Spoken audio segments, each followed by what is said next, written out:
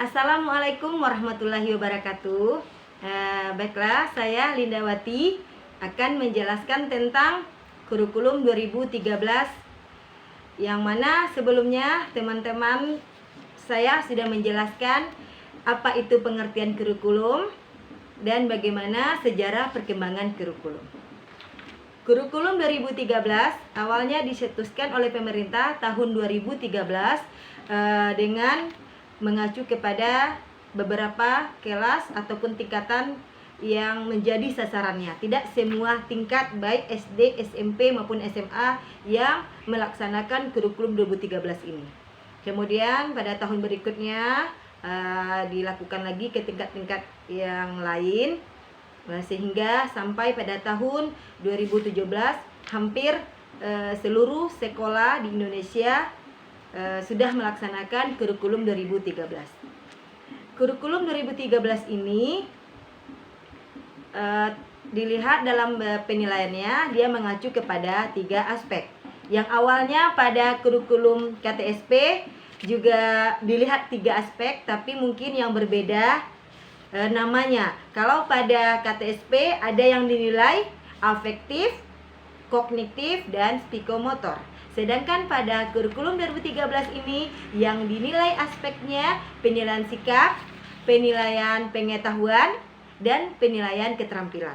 Kemudian kalau kita lihat pada materi, ada pada mata pelajaran seperti Bahasa Indonesia, PPKN, IPS, terjadi perampingan materi dibandingkan kurikulum KTSP.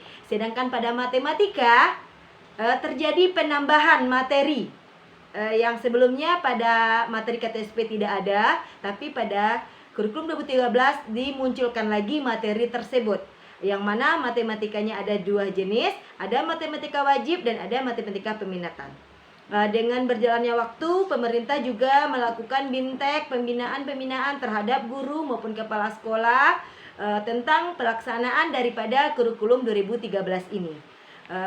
Pemerintah selalu melakukan pembenahan, perbaikan untuk meningkatkan mutu pendidikan. Pada akhirnya pada tahun 2017 terjadilah revisi terhadap kurikulum 2013, yang mana pada revisi ini ada beberapa materi seperti kita khususkan pada materi matematika yang awalnya KI, KD pada materi tersebut terletak pada matematika peminatan. Saat terjadi revisi dipindahkan kepada matematika wajib.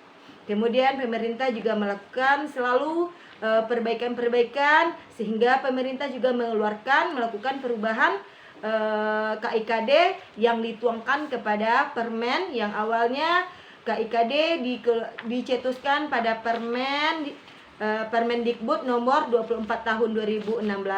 Kemudian terjadi perbaikan sehingga pemerintah mengeluarkan lagi Permendikbud nomor 37 tahun 2018, yang mana Permen 37 tersebut yang digunakan di sekolah-sekolah sampai saat sekarang ini. Tapi saat sekarang karena terjadinya masa pandemi, pemerintah juga mengeluarkan KIKD khusus untuk kurikulum kondisi khusus, yang mana terjadi perampingan hampir pada semua mata pelajaran. Oke, kemudian ya sekarang kita lihat lagi bagaimana proses pembelajaran pada kurikulum 2013. Kalau kita bandingkan kepada kurikulum KTSP, yang mana mungkin pembelajarannya lebih banyak berpusat kepada guru, atau diistilahkan kebanyakan konvensional mungkin, tapi sebenarnya dari kurikulum sebelumnya pembelajaran itu sudah mengacu kepada pembelajaran aktif, tapi mungkin pelaksanaannya belum maksimal. Makanya pada kurikulum 2013 ini lebih diarahkan lagi bagaimana pembelajaran aktif itu bisa terlaksana dengan adanya model-model pembelajaran yang banyak dipraktekkan pada kurikulum 2013 ini, yang lebih sering setiap pelatihan disampaikan ada 4, yaitu tentang PBL, PJBL, Discovery Learning, dan Inquiry. Itu yang sering setiap pelatihan para tim ahli memberikan ataupun widasyuara memberikan contoh-contoh pembelajaran dengan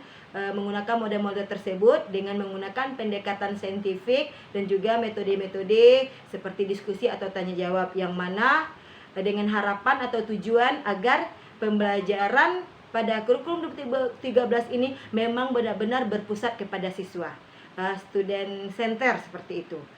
Memang siswa aktif, memang siswa mampu untuk memecah-mecahkan permasalahan terhadap masalah-masalah yang diberikan. Sehingga peran guru di sini lebih banyak sebagai fasilitator, mendorong, membimbing seperti itu.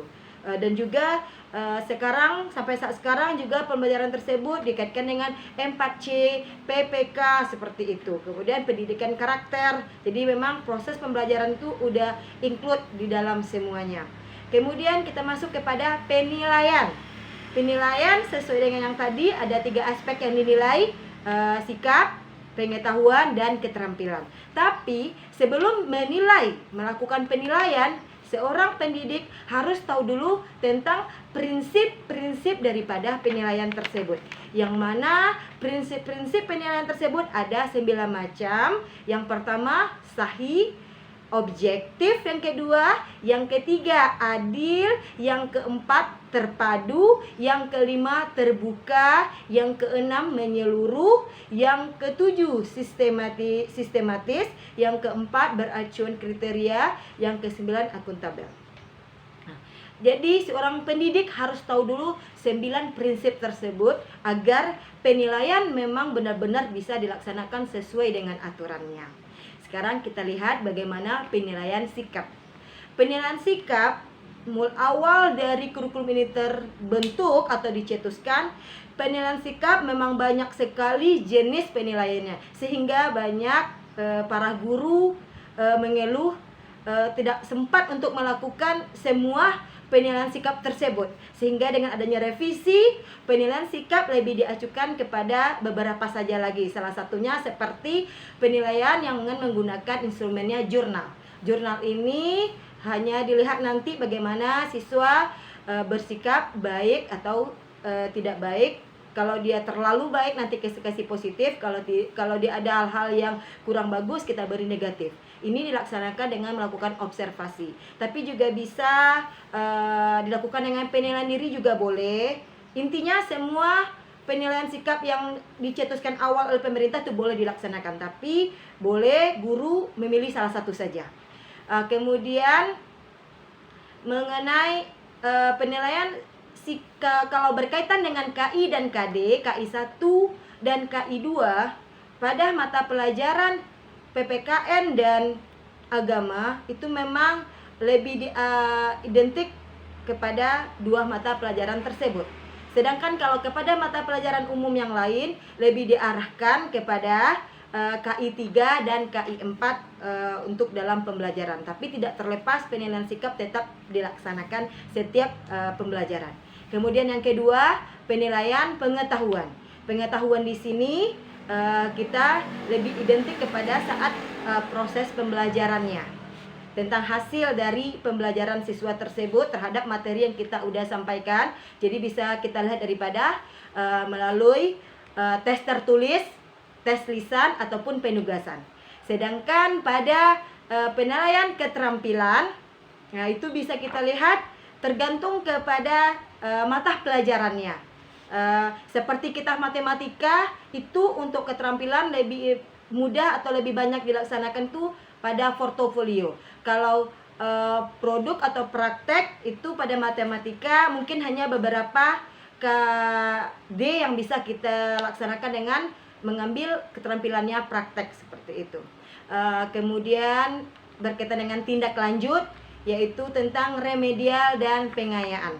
Setelah kita melakukan UH, kita analisis sehingga kita bisa menyimpulkan bahwa siswa ini harus melakukan remedial dan siswa ini harus melakukan pengayaan. Remedial kita lakukan apabila siswa kita tidak bisa atau belum mencapai batas ketuntasan atau istilahkan dengan KKM.